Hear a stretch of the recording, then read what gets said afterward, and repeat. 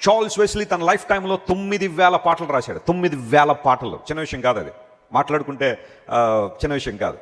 అంటే తన జీవితంలో రోజుకి ఒక సర్టన్ నెంబర్ ఆఫ్ సాంగ్స్ రాస్తూనే ఉండేవాడు ఆయన. సంగీత పరీక్షలో దేవుడు చాలా బలంగా వాడుకు. ఇద్దరు అన్నదమ్ములు కూడా ఇంగ్లాండ్ దేశాన్ని ఒక మలుపు తిప్పేశారు. ప్రభు కోసం అనేక మందిని సంపాదించగలిగారు.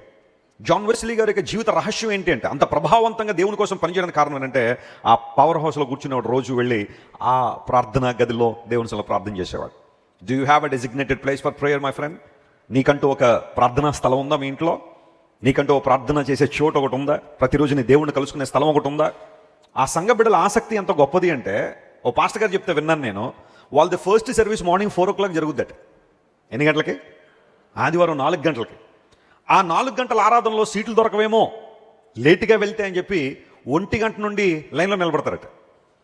ఎందుకంటే దేవుని మందిలోకి వెళ్ళాలి. ఎందుకంటే ఒక్కసారి చర్చ్ ఫుల్ అయిందంటే వాళ్ళు నెక్స్ట్ సర్వీస్కి నిలబడాలి. మరలా మొదటి సర్వీస్లో దేవుని ఆరాధించడం కోసం వాళ్ళందరూ బైబిల్ తెచ్చుకుని చిన్న చిన్న టార్చులు తెచ్చుకుని బయట నిలబడిపోయి ఉంటారట. 4 గంటలకి డోర్ తెరవగానే లోపలికి వచ్చి కూర్చుంటారు వాళ్ళు.